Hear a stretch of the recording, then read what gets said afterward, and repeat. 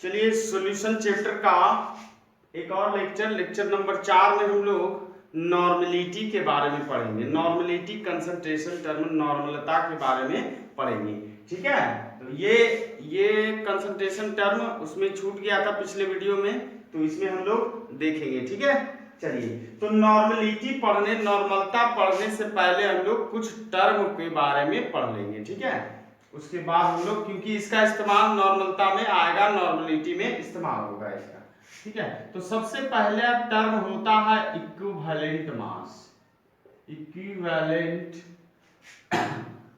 Equivalent mass, ठीक है, इसको हिंदी में कहते हैं तुल्यांकी द्रव्यमान।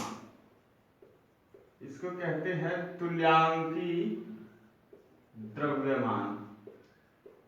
ठीक है, आज थोड़ा लाइट कम है क्योंकि बादल छाया हुआ है आसमान में, इसकी वजह से थोड़ा लाइट वाइट कम है। इक्विवेलेंट मास, चलिए इसके बारे में निकालते हैं। तो किसी भी सबस्टांस का इक्विवेलेंट मास कैसे निकालेंगे? ठीक है, तो किसी भी सबस्टांस का इक्विवेलेंट मास कैसे निकालते हैं? देखिए, इक्विवेलेंट मास को कैलकुलेट करने के लिए क्या करेंगे, उस सबस्टांस का मॉलिक्यूलर मास को 1 से डिवाइड कर देंगे। ठीक है, अब बात आई x होता क्या है। ठीक है, तो पहले सिंपल सा समझिए, एक छोटा सा फॉर्मूला हो गया हमारा कि इक्विवेलेंट मास क्या हो गया, मॉलिक्यूलर मास को 1 से हम डिवाइड कर दिए, वो हो गया हमारा इक्विवेलेंट। जो हमारा जो कैलकुलेट वैल्यू आएगा वो इक्विवेलेंट मास हो जाएगा। अब पता करना है कि x का कोई वैल्यू होगा तभी तो कैलकुलेशन होगा, तो पता करना x यहाँ होगा क्या। ठीक है, तो अलग अलग सबस्टांस के लिए अलग अलग इसका नाम अलग अलग होता है। ठीक है, तो देखिए, अगर सबस्टांस एसिड हुआ तो x को देखिए, x यहां दे देते हैं और ये टर्म दे देते हैं, ये सबस्टांस। तो x को हम लोग एसिड के टर्म में x को हम लोग बेसिसिटी बोलेंगे। ठीक है, हाँ बेसिसिटी, मतलब एसिड जो है जितना सॉल्यूशन में घुलने के बाद जितना H+ आयन प्रदान करेगा उसी को बेसिसिटी कहते हैं। ठीक है, हाँ x की वैल्यू वही हो जाएगा, मतलब एसिड के टर्म में x को हम लोग क्या बोलेंगे, बेसिसिटी बोलेंगे। और बेसिसिटी क्या होता है कि कोई भी एसिड किसी सॉल्यूशन में घुलने के बाद जितना H+ आयन प्रदान करता है, जैसे मान लिया H2SO4 को जल में घुलाए, तो H2SO4 से जो जल में घुलने के बाद जो जितना H+ आयन हमें प्राप्त होगा वही x की वैल्यू होगा। ठीक है, हाँ, तो एसिड बेसिसिटी हो गया, इसको x को क्या बोलेंगे, बेसिसिटी। बेसिसिटी क्या होगा, number of H+ ion. Clear है? चलिए अब समझते हैं बेस। अगर कोई बेस सबस्टेंस हो, क्षार हो, ये तो अम्ल की बात हो गया, अम्ल होगा तो उसको क्षारकता। अम्ल के टर्म में x को क्या कहते हैं, क्षारकता। ये हिंदी हो गया इसका क्षारकता। हाँ, हिंदी भी लिख देते हैं ताकि हिंदी वालों को दिक्कत ना हो। ये हो गया अम्ल। ठीक है, अम्ल के टर्म में इसको बोलते हैं क्षारकता।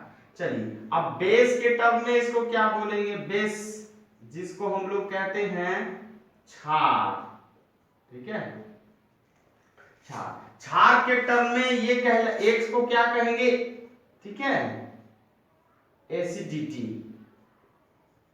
ठीक है, अम्लता। ठीक है, बेस क्षार हो गया। तो देखिए एसिड का टर्म में बेसिसिटी क्या होता है, जितना H+ आयन प्रदान करेगा सॉल्यूशन में। और अगर कोई सबस्टांस बेस हो तो उसके सबस्टांस बेस हो तो x को क्या कहेंगे, एसिडिटी कहेंगे। और एसिडिटी क्या होगा, number of H+ OH- ion. मतलब बेस किसी सॉल्यूशन में घुलने के बाद जितना OH- आयन प्रदान करेगा वही हमारा क्या हो जाएगा, बेस का एसिडिटी। क्लियर है? चलिए बेस हो गया। अब समझते हैं साल्ट के टर्म में। साल्ट, लवण। अगर कोई सबस्टांस लवण है तो उस मामले में हम लोग एक्स को क्या कहेंगे, एक्स को, एक्स जो होता है हमारा वहां पे हो जाता है टोटल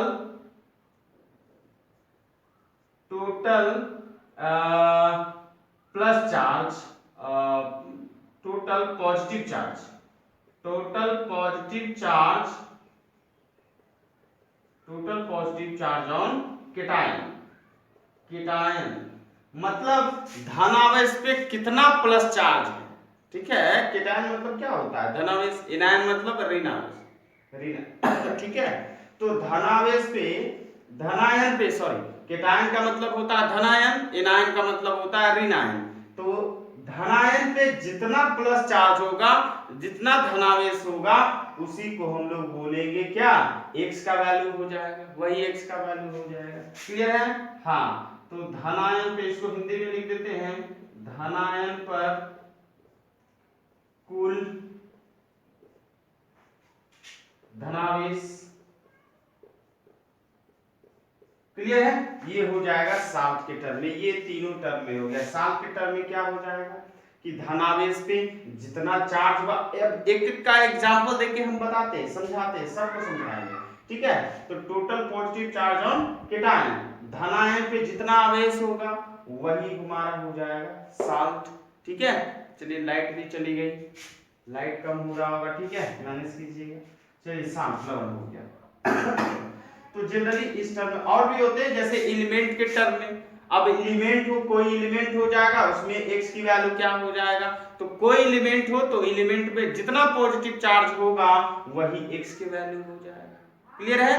हाँ, और अगर आ जाए H प्लस आयन, सॉरी क्या बोलते हैं उसको, आयन वगैरह आ जाए, तो आयंस पे जितना, आयंस पे जितना चार्ज होगा वही होता है, वही हो जाता है x का वैल्यू। क्लियर है? चलिए जैसे हो गया क्लोरीन माइनस आयन, तो वो आयंस हो गया ना, क्लोरीन पे माइनस आयन, तो वो आयंस हो गए, तो आयन पे जितना माइनस चार्ज होगा वही हमारा हो जाएगा x की वैल्यू। क्लियर है? तो मेन ये तीनों को याद रखिएगा। एसिड में क्या हो जाएगा, एसिड किसी सॉल्यूशन में जितना H प्लस आयन देगा वही x का वैल्यू हो जाएगा। बेस के टर्म में जितना OH माइनस आयन सॉल्यूशन में प्रदान करेगा वही H का वैल्यू, सॉरी x का वैल्यू हो जाएगा। और साल्ट के टर्म में जितना केटायन पे, धनायन पे कुल धनावेश होगा वही H प्लस, सॉरी x का वैल्यू हो जाएगा। क्लियर है? चलिए इतना लिखिए, उसके बाद एक एक एग्जांपल सबका देके हम बताते हैं, मिटाते हैं। चलिए अब इसको मिटाते हैं, लिख लिए, वीडियो को पॉज करके लिख लीजिएगा, मिटा रहे हैं। चलिए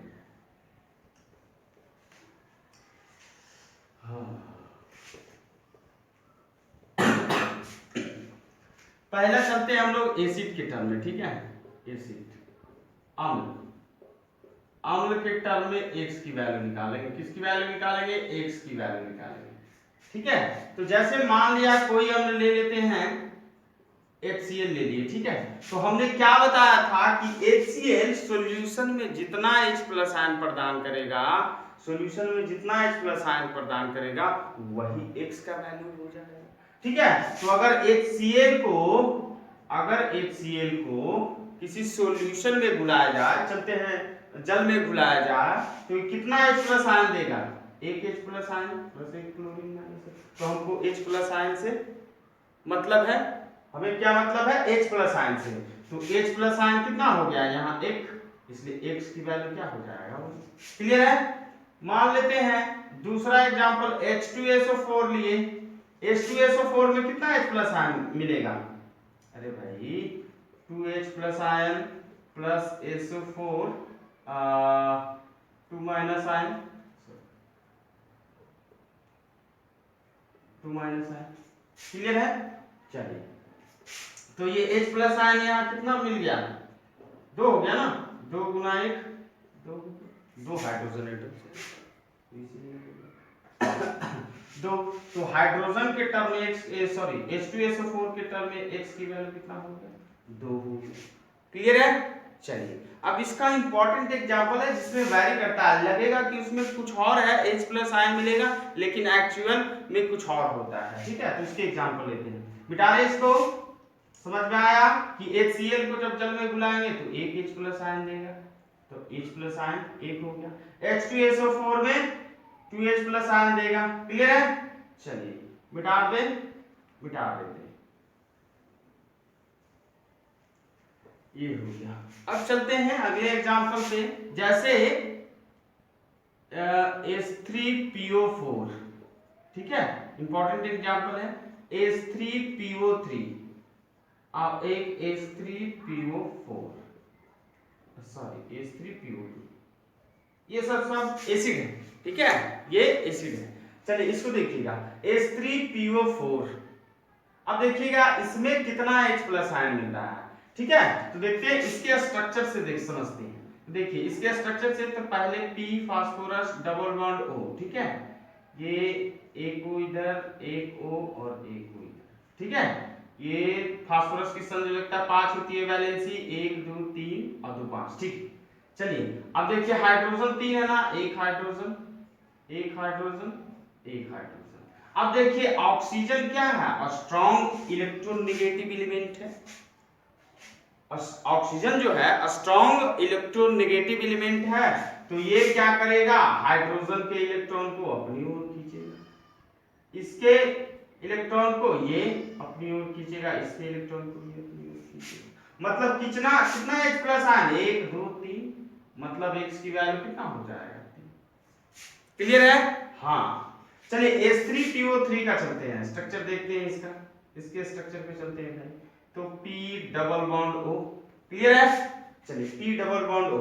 आप देखिए एक ऑक्सीजन, दो ऑक्सीजन, 1 2 3 ऑक्सीजन, दो और दो, 4 ही वैलेंसी हुआ, तो एक वैलेंसी और फास्फोरस का ये यहाँ H जाएगा, ठीक है।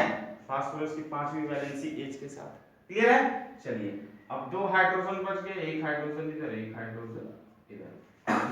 तो यहाँ पे देखिए हाइड्रोजन के इलेक्ट्रॉन को ऑक्सीजन क्या करेगा, अपनी ओर खींचेगा, क्योंकि O क्या होता है, इलेक्ट्रॉन, स्ट्रॉन्ग इलेक्ट्रोनेगेटिव एलिमेंट होता है।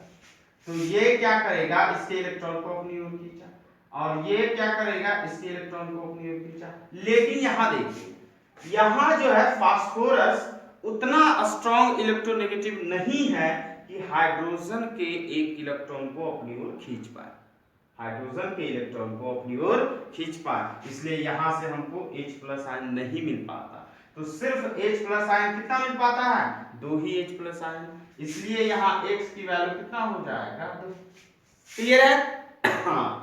अब इस टर्म में हम लोग चलेंगे, इसकी तो समझ गए 2, क्योंकि यहाँ पे 2 H प्लस आयन मिला और यहाँ पे 3 H प्लस आयन मिला। क्लियर है?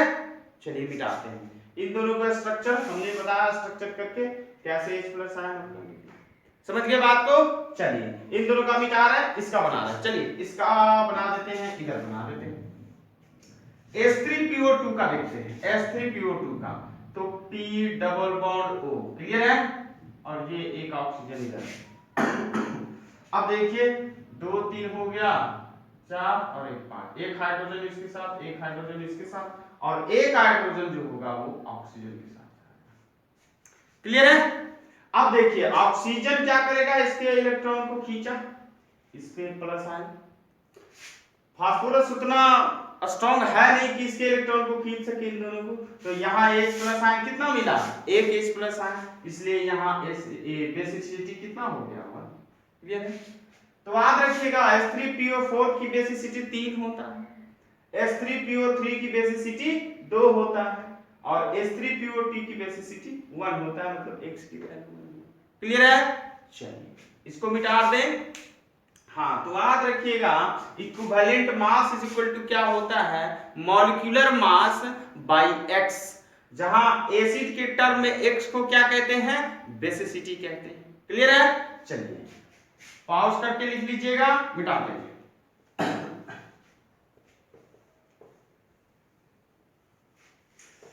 चलिए आगे अब चलते हैं बेस, बेस जिसको हम लोग कहते हैं क्षार, ठीक है, क्षार। अब क्षार के टर्म में चलते हैं, इसका कोई एक एग्जांपल हम लोग देखेंगे, ठीक है। चलिए तो इसका एग्जांपल देखते हैं, जैसे NaOH, क्लियर है? तो इससे कितना OH माइनस मिलेगा, OH NaOH, तो देखिए इससे कितना OH माइनस आयन मिलेगा। अगर कोई सी सॉल्यूशन में NaOH को हमने घुलाया तो क्या मिलेगा, देखिए Na plus OH minus ion, मतलब एक OH माइनस आयन। तो यहाँ बेसिसिटी क्या हो गया, सॉरी एसिडिटी, देखिए बेस के टर्म में एसिडिटी अम्लता, ठीक है, OH माइनस से आयन कितना मिला, यही हो गया हमारा, ठीक है। तो ये बेस के टर्म में हुआ। और किसी का ले लीजिए पोटेशियम KOH, ठीक है, तो KOH के टर्म में क्या होगा,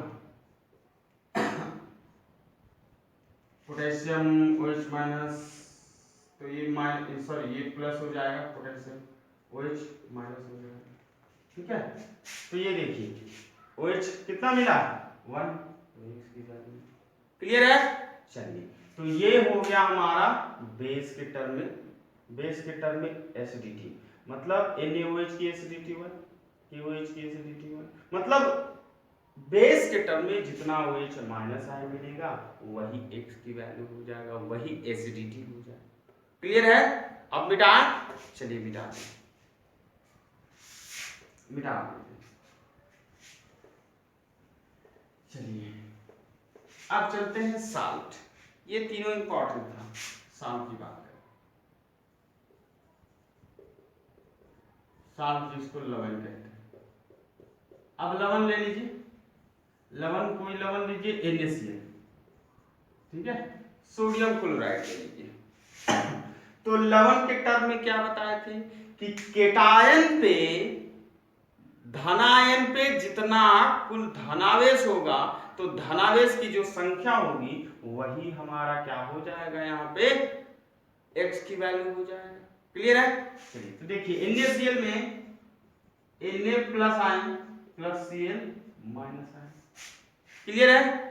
चलिए तो ये क्या हो जाएगा, देखिए यहाँ धनायन पे कितना आवेश, एक आवेश है ना, चलिए तो ये हो जाएगा हमारा क्या, X की वैल्यू, क्लियर है? इसी तरह से और एग्जांपल आएंगे, क्वेश्चन जब करेंगे तो आएंगे, उस समय डील कर लिया जाएगा। बस एक एक छोटा सा एग्जांपल दिए ताकि आपको समझ में आ जाए कि कैसे निकालना है, क्लियर है? हाँ, तो ये साल्ट का हो गया। जैसे NaCl का लिए तो Na plus plus Cl minus है, तो एक धनावेश, सॉरी सोडियम पे, सोडियम क्या है, केटायन है ना, ये पॉजिटिव चार्ज वाला है, तो कितना आवेश है पॉजिटिव चार्ज, एक पॉजिटिव चार्ज है, एक हो गया X की वैल्यू, क्लियर है? तो यहां से हम इक्विवेलेंट वेट का निकाल लेंगे, मास ऑफ, और sorry molecular mass by X, clear है? चलिए एक टर्म और आता है इसमें, छोटा सा मिटाते हैं, चलिए अब कहते नंबर ऑफ, कहते नंबर ऑफ ग्राम इक्विवेलेंट, ये पूछ दे भाई, हाँ ग्राम तुल्यांकी की संख्या है भाई, हिंदी में ग्राम तुल्यांकी की संख्या क्या होगा, सीधा ये नंबर ऑफ ग्राम इक्विवेलेंट। अब नंबर ऑफ ग्राम इक्विवेलेंट मतलब ग्राम तुल्यांकों की संख्या कितनी होगी, इसको हिंदी में बोलते हैं ग्राम तुल्यांक। भाई नाम भयानक है, हिंदी का नाम है ग्राम तुल्यांक, ग्राम इक्विवेलेंट, ठीक है, नंबर ऑफ ग्राम इक्विवेलेंट।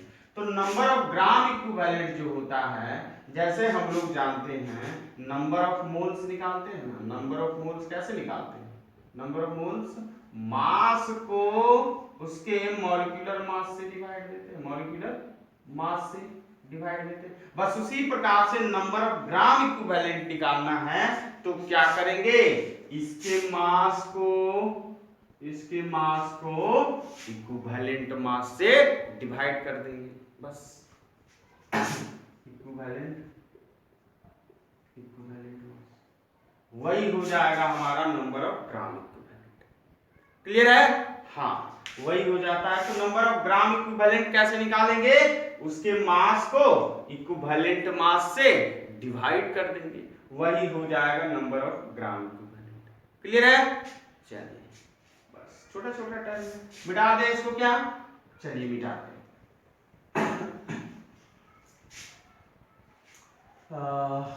चलिए मिटा, दो टर्म लिख लिए। हाँ, इसमें फॉर्मूला होगा, मिटा देते हैं।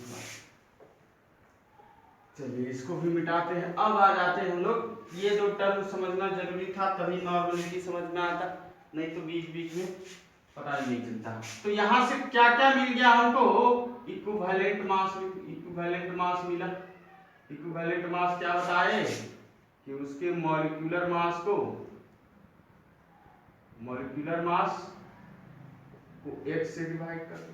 और X क्या था एसिड के टर्म में? बेसिसिटी। बेस के टर्म में एसिडिटी, और साल्ट के टर्म में केटाइन पे जितना टोटल आवेश है वही X की वैल्यू मिल जाएगा। फिर यहां से number of gram equivalent, number of gram equivalent हमको मिला यहां से, उसके मास को इक्विवेलेंट मास से डिवाइड कर दिया। क्लियर है? चलिए ये हो गया हमारा। अब देखते हैं, समझते हैं नॉर्मलता क्या होता है।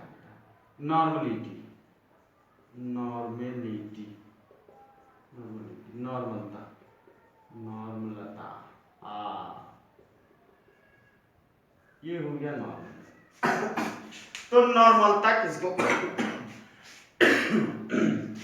नॉर्मलता किसको कहेंगे, इसके बारे में जानेंगे। तो देखिए नॉर्मलता क्या होता है कि एक लीटर सॉल्यूशन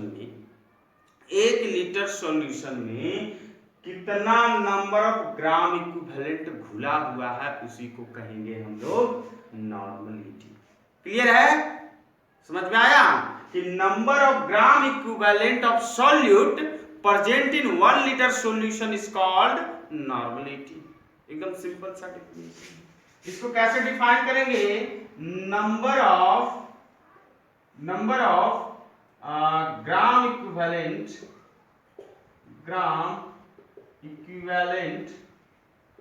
ठीक है, number of gram equivalent of solute present in 1 liter solution, present in 1 liter solution is called normality.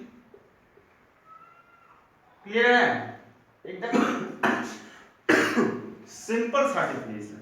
1 litre solution में, 1 लीटर विलयन में जितना नंबर ऑफ ग्राम इक्विवेलेंट मौजूद है, ग्राम तुल्यांक मौजूद है, उसी को हम लोग नॉर्मलता कहेंगे। क्लियर है? चलिए अब देखिए नॉर्मलिटी का फॉर्मूला क्या बन जाएगा। यहां से देखिए, इसको जो डिनोट करते हैं, आप एक लाइन और लिखिएगा, इट इज डिनोटेड बाय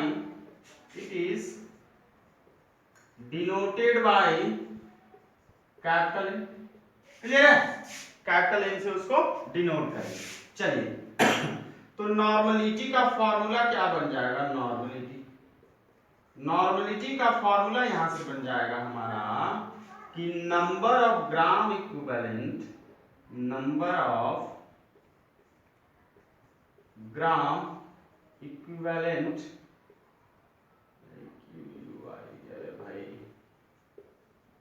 न हिंदी से अच्छा से आता है, न इंग्लिश अच्छा से आता है, करोगे क्या? बीच बीच में फंसे रहो। हमारा एजुकेशन सिस्टम ही ऐसा है, न हिंदी सही से पढ़ पाओगे, न इंग्लिश पढ़ पाओगे। Number of gram equivalent of solute, किसी का हिंदी बहुत अच्छा से आता है, number of gram equivalent of solute by volume of solution का पर लीटर कह रहा है ना, तब वॉल्यूम ऑफ सॉल्यूशन से बाहर डिवाइड देना पड़ेगा, तभी तो पर लीटर आएगा 1 लीटर में। तो वॉल्यूम ऑफ सॉल्यूशन किसमें? लीटर। बात समझ में आई? चलिए ये हो गया नॉर्मलिटी का टर्म। तो समझे? तो नॉर्मलिटी क्या हो गया कि number of gram equivalent of solute in 1 litre solution is called normality. Clear है? तो ये नॉर्मलता खत्म हुआ, इसमें कुछ था नहीं, बस फॉर्मूला करेंगे। अब न्यूमेरिकल पोर्शन में जब चलेंगे अगले वीडियो में न्यूमेरिकल का देख लेंगे, क्योंकि नॉर्मलिटी छूट गया था तो इसको हमने इसमें किया। तो एक समरी दे देते हैं कि नॉर्मलता पढ़ने चलिए। पहले इक्विवेलेंट मास पढ़े थे शुरू टर्म में हम लोग, तो इक्विवेलेंट मास कैसे निकाले थे कि सबस्टेंस जो दिया हुआ है, जो सॉल्यूट दिया हुआ है, उसके मॉलिक्यूलर मास को 1 से डिवाइड कर देंगे। और x क्या होता था, x क्या होता था कि एसिड के टर्म में बेसिसिटी, मतलब एसिड किसी सॉल्यूशन में घुलने के बाद जितना H+ आयन प्रदान करेगा उसी को तो हम लोग बेसिसिटी बोलते हैं। क्लियर है? और बेस के टर्म में x का वैल्यू, x को क्या बोलते हैं, एसिडिटी। जितना OH- आयन सॉल्यूशन में प्रदान किया वही x का वैल्यू हो जाएगा बेस के टर्म में। क्लियर है? चलिए, और साल्ट के टर्म में x का वैल्यू क्या हो जाएगा कि केटायन पे, मतलब धनायन पे जितना धनावेश मौजूद होगा, धनावेश की संख्या जो होगा, नंबर ऑफ पॉजिटिव चार्ज, वही वैल्यू हो जाएगा x का। क्लियर है? चलिए, अब इक्विवेलेंट मास निकाल लिए, तो नंबर ऑफ ग्राम इक्विवेलेंट निकालना है तो कैसे करेंगे, मास को, पूरे मास को इक्विवेलेंट मास से डिवाइड कर देंगे। क्लियर है? अब मास किसका लेना है, अरे भाई जो सबस्टेंस दिया हुआ है सॉल्यूट पार्टिकल है उसका मास लेना है, उसी का तो ग्राम इक्विवेलेंट चाहिए। देखिए, gram equivalent of solute. Clear है? तो सॉल्यूट का मास बटा उसका इक्विवेलेंट मास। क्लियर है? चलिए, फिर नॉर्मलिटी, नॉर्मलिटी क्या हो गया, number of gram equivalent of solute बटा वॉल्यूम ऑफ सॉल्यूशन, छोटे से टर्म।